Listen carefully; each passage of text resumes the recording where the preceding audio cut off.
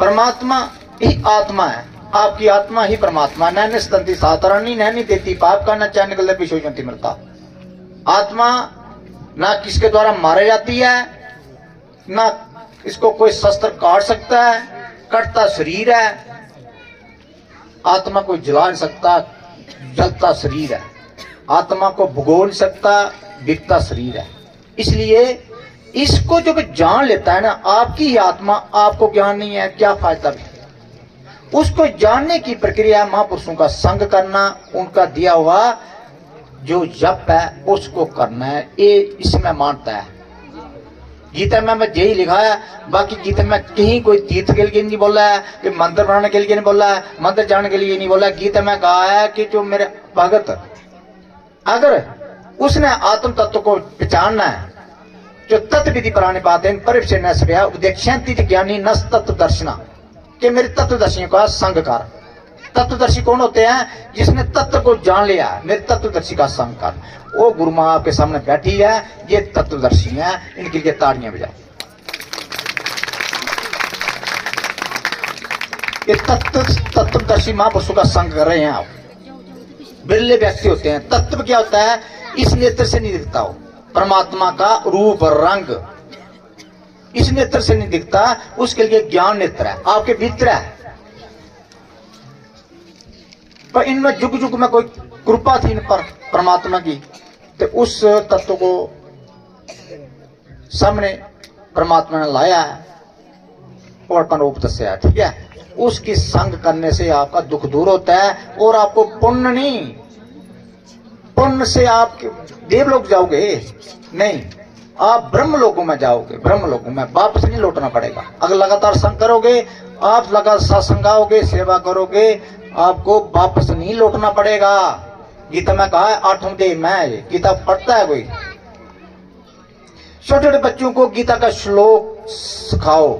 एक लड़की ने श्लोक बोला, मुझे बहुत खुशी हुई है। मीरा देवी, मीरा मीरा इधर आना, सामने आना, मेरे आगे आया,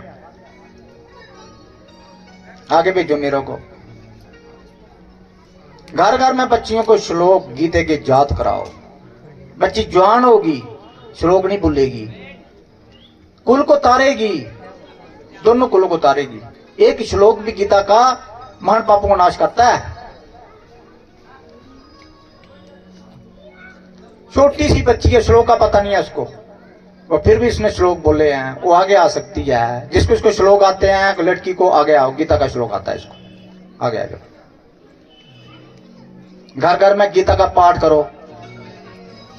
ठीक है, इससे क्या है, आपकी शुद्धि होती है। आप गीता के पाठ से ठीक होते हैं। जहां गीता का जप किया जाता है, गीता ज्ञान प्रकाशित होता है ना, वहां भूत प्रेत छाया किन्नर गंधर्व राक्ष ब्रह्म राक्ष पिताल कृष्ण ये कुछ नहीं आते उस घर में। ठीक है, हमारे भीतर जो है ना, रस रूप गंध स्पर्श इन विषयों का जो राग है ना, हम वैराग्य हो जाओगे।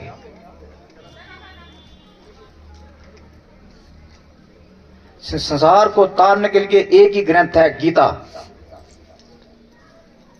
जिसके घर में है गीता है, उसके घर में थूम प्याज अंडा शराब ऐसी चीजों का सेवन नहीं करना चाहिए। और फिर भी आप कर रहे हैं तो आप गीता भगवान से के मुख से निकली हुई है जी। ठीक है, जो मनुष्य सभी गीता का अर्थ सुनाता है, गाता है, परोपकारी हितु सुनाता है, वह परम पद को प्राप्त हो जाता है। जिस घर में गीता का पूजन होता है, वहां आध्यात्मिक, अधिदेविक, अधिभौतिक तीनों ताप से उत्पन्न होने वाली पीड़ा व्याधियों का भेद नहीं आता।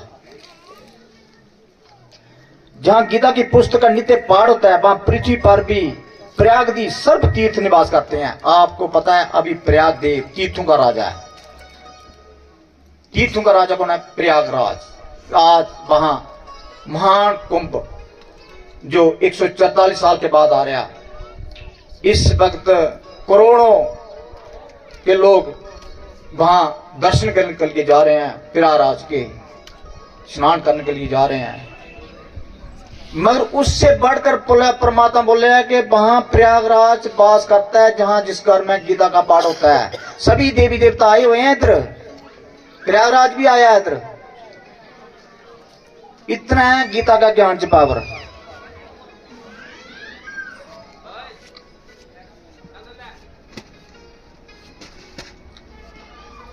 आप जप करते हैं, जो हमने गीता का सार दे रखा है आपको, ठीक है। हर रोज आप जल से स्नान करते हैं जल से स्नान।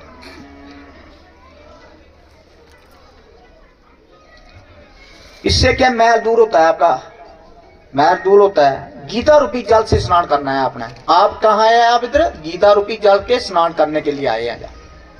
तो ये क्या करती है? संसार रूपी मैल चढ़ा है ना हमारे पास, चढ़ा है मैल। संसार रूपी मैल क्या है? रस रूप गंध स्पर्श शब्द, ये संसार का मैल है। ये नहीं जाता, ये जाता है गीता के ज्ञान से। जो गीता में कहा है कि जदे दांसी समुद्र अग्नि भस्म सात गुरुते अर्जुन, ज्ञान अग्नि सब कर्म भस्म सात गुरु देता था।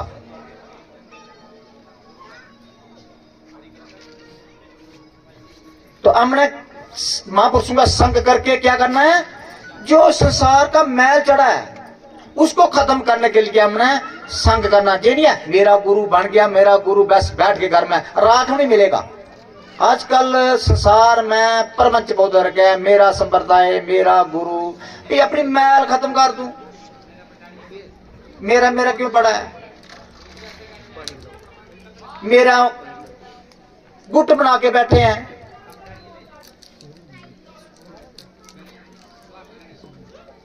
हमारा कोई गुट नहीं। हमने क्या करना है कि हरि जैसो तेसो मैं तेरो। हरि बोलो, हरि जैसो तैसो मैं तेरो। मैं तेरा भाई। मैल तो बस कौन तुमते मैल? प्रभु ने तो नहीं मैल, और किधर मैल नहीं तुगनी भाई। तीर्थ जाके भी मैल नहीं तुगनी, आकड़ानी। असि सत्संग में जाना, मैल तो नहीं है हमारे शरीर की मैल नहीं। अज्ञान का नाश साढ़े क्या है? मन में मैल चढ़ी है। कि मन मैला तो सब कुछ मैला। मन अगर धो लिया है, संसार रूपी कीचड़ है जो मन का, जो अज्ञान है। अज्ञान क्या है? आवरण। एक होता है आवरण, एक होता है विक्षेप और मल। ये अगर हमने सत्संग में भस्म कर लिया, दोबारा जन्म नहीं होगा। उल्टा लटकना पड़ेगा। गीता में कहा है। आप सत्संग सुनते हैं, मैं देखा भजन कर रहे हैं विजय जी, मगर आप गप्पा मलगाते हो, ये गलत है। तो आप क्या है? उस हो सकता है उस वक्त हम आपके लिए जप कर रहे हैं, गीता का ही जप करते हैं, उस वक्त आप गप्पा लगा रहे हैं, तो आपको क्या है? कृपा नहीं पड़ती। आप एकाग्रत क्या होती है? आपका मन परमात्मा में जुड़ जाए। एकाग्रत होकर सत्संग सुनना है आपने, वो सुनते नहीं है। तो गीता बोलती है जिसने भक्ति भाव से एकाग्रत चित्त से गीता का अध्ययन किया है, उसको सर्व वेद शास्त्र प्राणों का अभ्यास किया है, ऐसे माना जाता है। अभी लड़की को दो माइक, दो उसको। अभी बेटे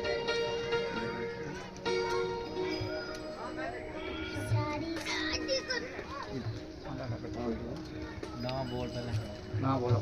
नाम मीरा जंबाल है।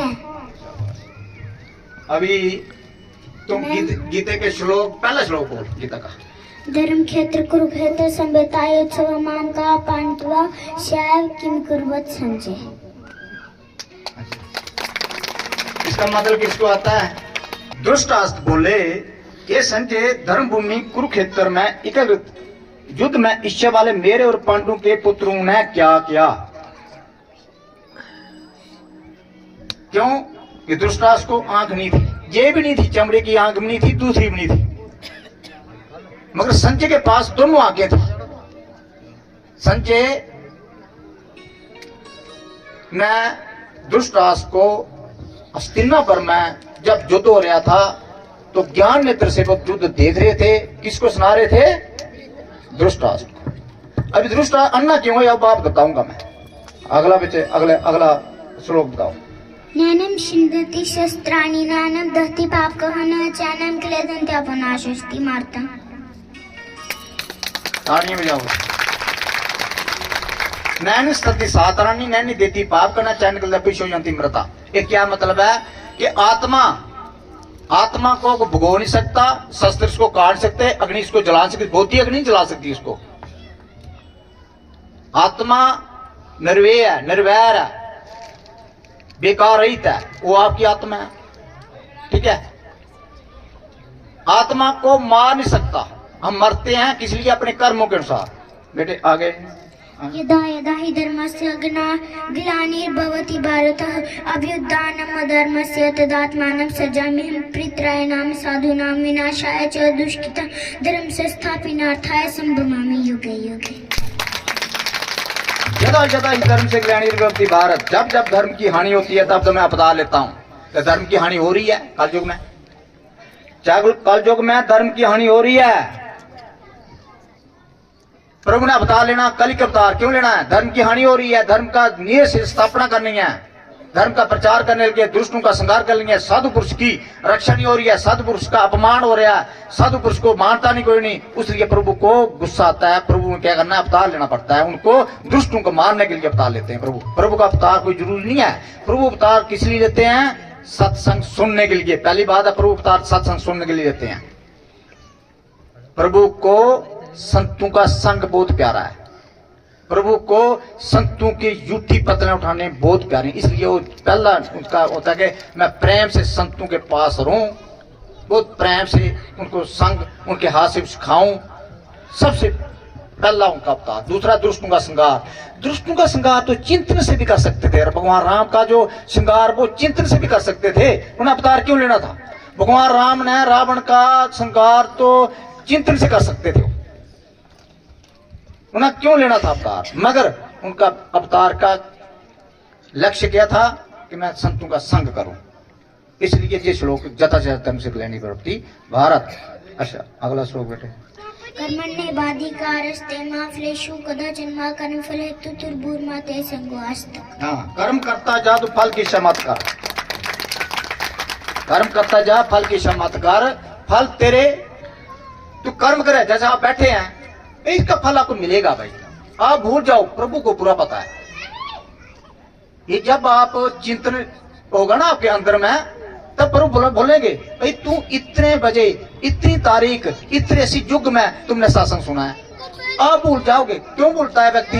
जब व्यक्ति मृत्यु को प्राप्त हो जाता है ना, हमारी स्मृति गायब हो जाती है। फिर दोबारा जन्म होता है ना हमारा, फिर स्मृति गायब होती है। पेड़ में बच्चा होता है ना, सब कुछ पता होता है उसको, पापों का पता होता है। इसलिए तू कर्म कर, कर्म की फल की इच्छा मत कर। कर्म तेरे अधिकार में, फल तेरे अधिकार में नहीं है। इसका श्लोक का जे व्याख्या है। अगला श्लोक बेटे। श्रद्धा बालवते ज्ञानम तत्परसेतीन्द्रः ज्ञानम लब्धा परम शांति चिरेणाधिगच्छति। देखो इसलिए तालियां बजाओ बेटे। श्रद्धा न लब्धा ज्ञानम तत्पर सेन्द्रियां ज्ञान लब्धा प्रचेन शांति। श्रद्धा लब्धा, जिसमें श्रद्धा उसको ज्ञान प्राप्त होता है। आप श्रद्धा करके आए हैं सत्संग बैठने के लिए, घर से चले, कोई कटरा से चले, कोई जम्मू से चला है, तो श्रद्धा है ना। अगर श्रद्धा नहीं होती यार क्या करना? मगर हो सकता है श्रद्धा उस ज्ञान प्राप्त करके करना चाहिए, मगर दुख के मारे आना पड़ा। हमें दुख है ना शरीर में, शरीर का दुख दूर करने के लिए भी श्रद्धा की जरूरत है। ठीक है, इसलिए मां दुर्गा ने दुखमा सास में लगाया जी। तो जब ज्ञान प्राप्त हो जाता है तो परम शांति को प्राप्त हो जाता है। ठीक है, अगला श्लोक बेटे।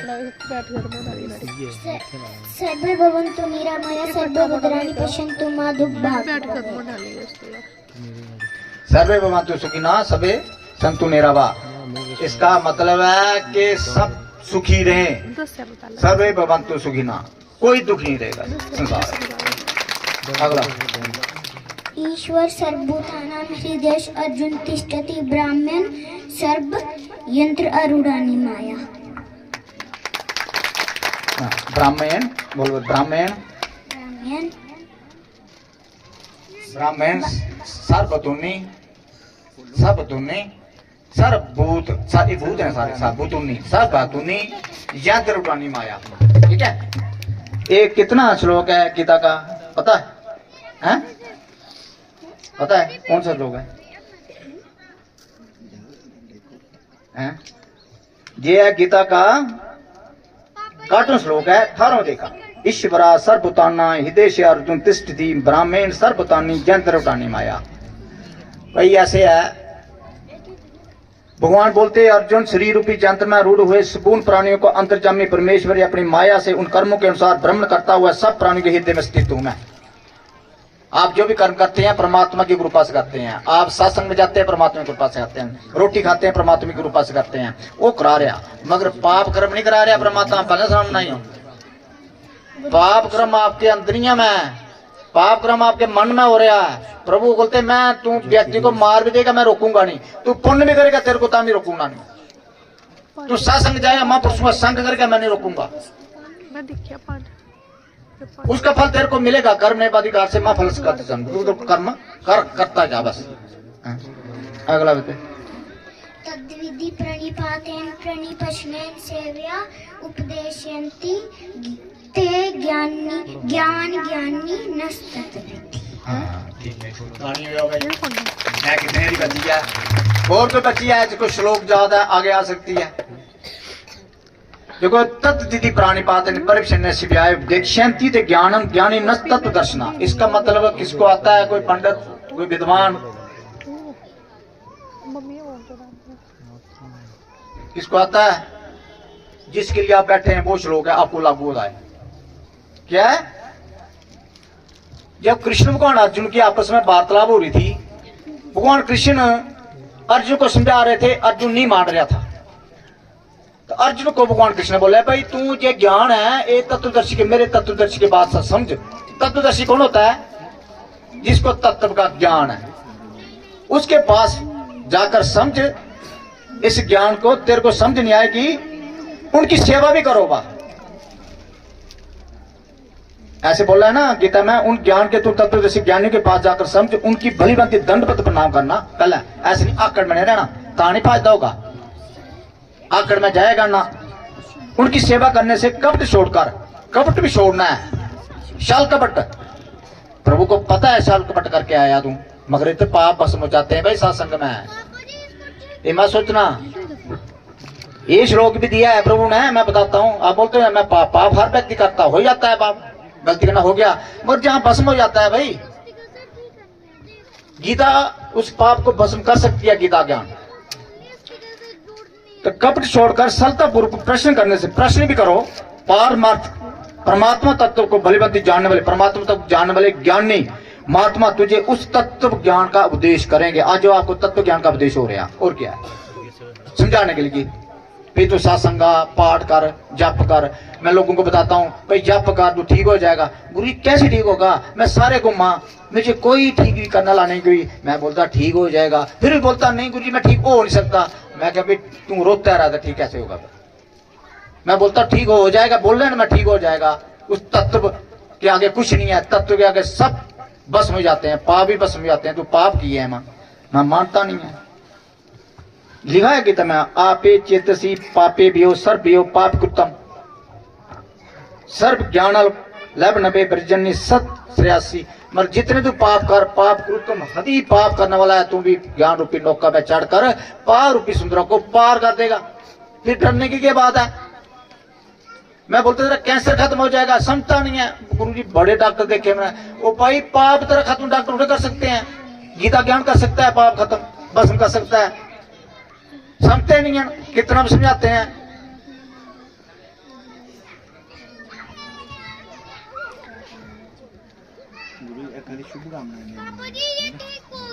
गिल के ताड़ियां भी आओ बच्चियों को। अगली बच्ची गुरुजी और गुरु माँ को मेरी तरफ से ज्योति दिवस की शुभकामनाएं। मेरा नाम राधे शर्मा है। हाँ बता दो। अगली बारी 20 लोग सुनने में ना, ठीक है बेटे, सभी बच्चियों के सुनने में। हाँ, तद्विधि प्रणिपातेन प्रणिप्रश्नेन सेव्या उपदेशयन्ति ते ज्ञानम ज्ञानिनः तत्त्वदर्शिनः। हाँ, तो बस के ताड़ियां ठीक हो, बच गया। हाँ, इनमें से एक को नहीं आता है तो मुझे लगता है इतनी 25 लोग सुना गया। हाँ, अगला सुना बेटे। अनन्या चेता सत्यम यो माम स्मरति नित्यशः तस्मै अहम् सुलभम पार्थ नित्य युक्तस्य योगिनः। शाबाश शाबाश, किसकी ताड़ियां होती है। अगला। यदा यदा हि धर्मस्य ग्लानिर् भवति भारतः अभ्युत्थानं धर्मस्य तदात्मानं सृजाम्यहम्। स्किल के तारे में जाओ। बस अगले 20, ठीक है। हाँ, अभी अगले 20। गुरु जी और गुरु माँ को मेरा कोटि कोटि प्रणाम। गुरु माता को मेरी तरफ से उनकी जन्मदिन की हार्दिक शुभकामनाएं। मेरा नाम आराध्या संब्याल है। यदा यदा हि धर्मस्य ग्लानिर् भवति भारतः अभ्युत्थानं धर्मस्य तदात्मानं सृजाम्यहम्। ज्ञानं छिदन्ति शस्त्राणि ज्ञानं दहति पावकः ज्ञानं क्लेदयन्त्यापो शोषयति मारुतः। कर्मण्यवादिका रास्ते माँ फलेषु कदाचन माँ कर्म फल हेतु भूत ते संगोस्तव कर्मणे।